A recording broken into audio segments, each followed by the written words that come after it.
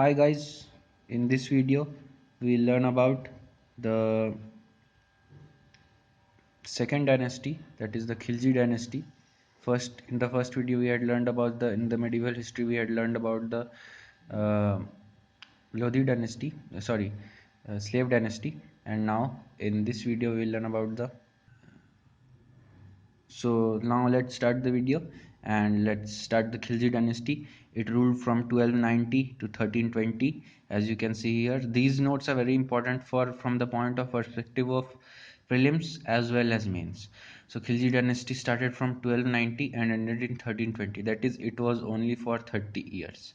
So there were only four rulers, four main rulers. The first one was Jalaluddin Khilji. Jalaluddin Khilji, as you can see here, 1290 to 96. Then Alauddin Khilji, 1296 to 1316. Then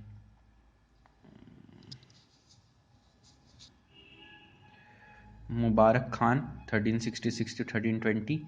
And Khurram Khan, 1320 to only 1320. Only he ruled for only 1 year. So the first one was Jalaluddin Khilji, 1290 to 96. So now let's move on to the first ruler, that is there is not much information given about Jalaluddin Khilji, and there is not much information given about Jalaluddin Khilji, who ruled for 6 years, as 1290 to 96.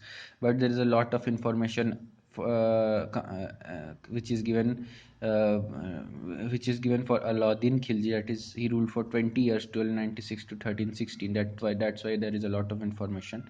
And so let's start with Alauddin Khilji, 1296 to 1316.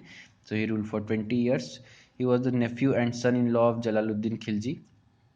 1296 he killed Jalaluddin and came to the throne. He was the nephew also and son-in-law also of Jalaluddin. And 1296 he killed Jalaluddin and came to the throne. As you can see here, he came to the throne. Now, four administrative reforms, he made four administrative reforms or ordinance.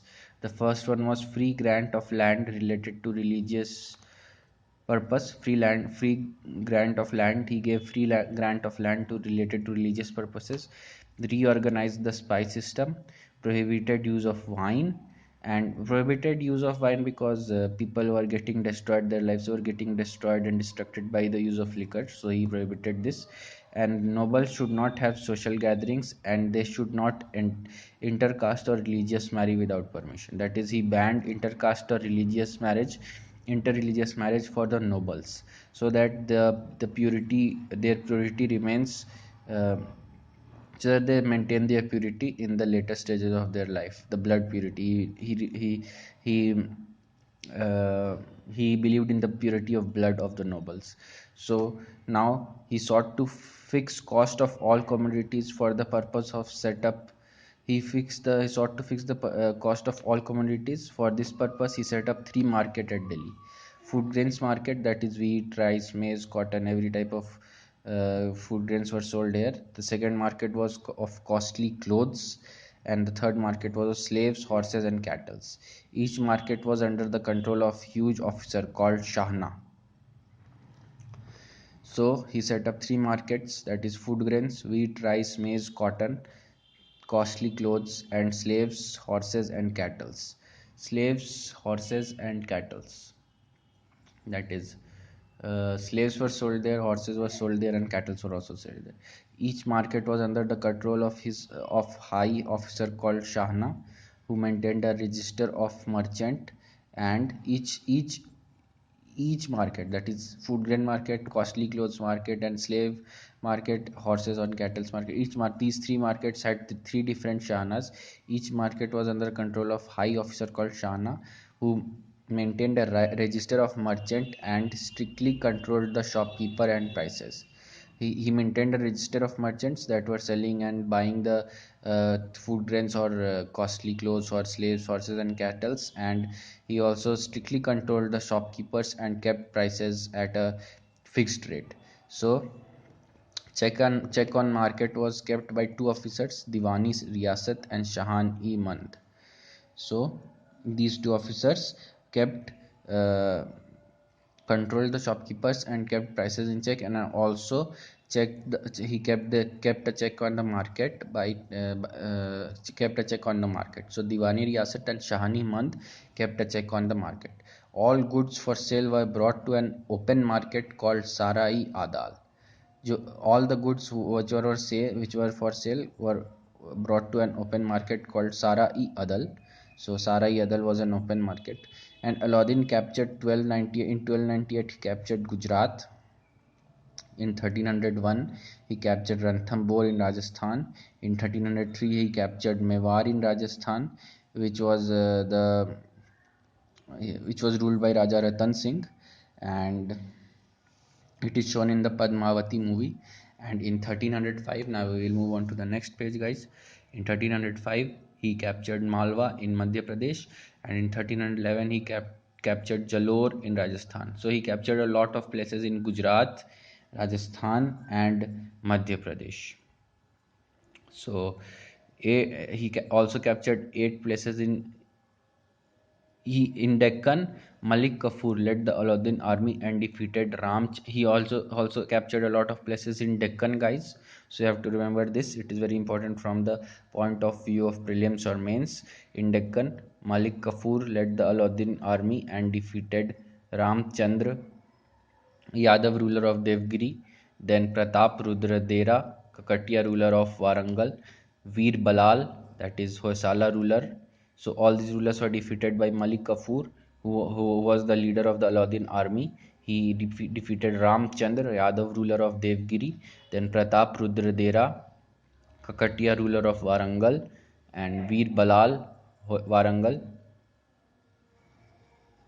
and Veer Balal, Hoysala ruler of Dwar Samudra, and Veer Pandya ruler of Madurai. So he expanded his empire to a very expansive. He expanded his empire in a very expansive way and covered a lot of regions in India.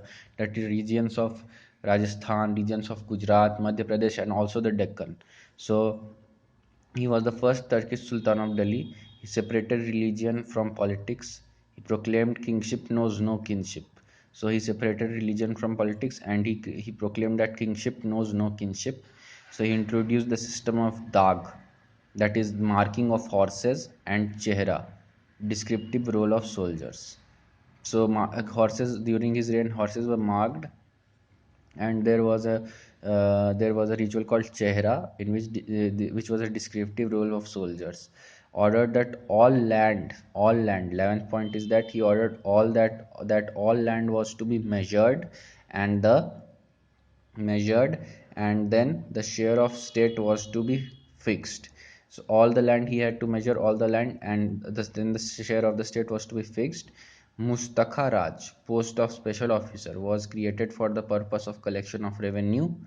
The peasants pay the Mustakha Raj. 12th point, Mustakha Raj, post of special officer, he was a special officer, was created for the purpose of collection of revenue. The peasant pay their land revenue for their production. The peasants pay their land revenue for their production. Peasants had to pay their land revenue for their production. It was fixed already. Mustaka Raj was the officer for collection of revenue, and the land was measured, and then the share of the state was fixed, and the peasants had to pay land revenue. Historical monuments built by him were Alai Fort in Rajasthan, Alai Darwaza entrance gate of Qutub Minar, and Hazar Sutun, places of 1,000 pillars. Location Delhi, but does not exist today. It has been destroyed due to natural calamities or due to time.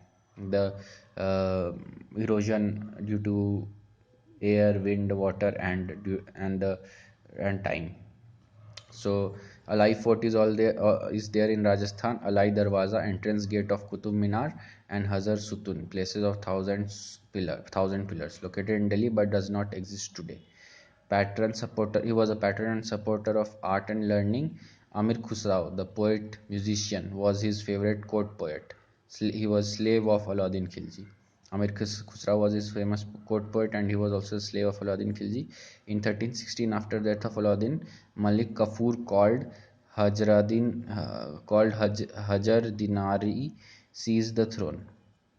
After death of Alauddin, Malik Kafur called Hajar Dinari to seize the throne. Before Kafur died, he nominated Shihabuddin, so Alauddin's 6 years old prince, as king, but imprisoned the eldest prince Mubarak Khan. So in 1316, after death of Alauddin Khilji, Malik Kafur, before Kafur died, Malik Kafur called Hajar Dinari to seize the throne, and before Kafur died, he nominated Shihabuddin, Alauddin's 6 year old prince, as king, but imprisoned the eldest prince Mubarak Khan. So the next prince was to be Kafur. Malik Kafur was killed by the loyalists of the royal family of Alauddin. So Malik Kafur, no one else killed Malik Kafur, but he was killed by the loyalists of the royal family of Alauddin. And the next leader of the Khilji dynasty was Mubarak Khan. He ruled for 1360 to 1320, that is 4 years. He came naked in the darbar, sometimes used to wear women dress, and after death of Kapur, Mubarak Khan was freed from prison and worked as a regent for Shihabuddin. So he worked as a regent for Shihabuddin. He captured the throne at first opportunity he got, but could rule only for a year, as he sank into debauchery and could not give up his dissipated lifestyle. So after Shihabuddin, as you can see here, before Kafur died, he nominated Shihabuddin, Alauddin's 6 year old prince, as king, and he imprisoned Mubarak Khan.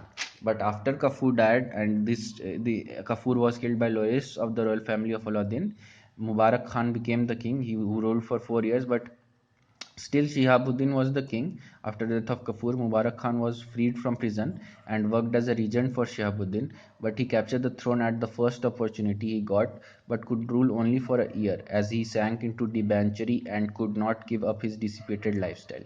Mubarak Hasan or Khusrau Khan killed Mubarak Khan. So Khusrau Khan, who ruled in 1320, killed Mubarak Khan. Mubarak Khan was a very weak ruler, and he had a very lavish lifestyle, lived a very lavish lifestyle, and he came naked in the darbar, and sometimes he used to wear movement dresses. He was a very different type of ruler which no one had seen earlier. Khusrau Khan, 1320. He was killed by Ghazi Malik, governor of Dipalpur. This brought an end to the Khilji dynasty and established Tughlaq dynasty on the throne of Delhi. Ghazi Malik assuming the title of Ghiyasuddin Tughlaq. So, Khusrau Khan was the last ruler. He was killed by the governor of Dipalpur. This brought an end to the Khilji dynasty and established Tughlaq dynasty on the throne of Delhi, Ghazi Malik assuming the title of Ghiyasuddin Tughlaq. Ghazi Malik was the same governor of Dipalpur. He assumed the title of Ghiyasuddin Tughlaq, and now Tughlaq dynasty came into power. So we will look at the Tughlaq dynasty in the next video, guys. Till then, hope you like this video.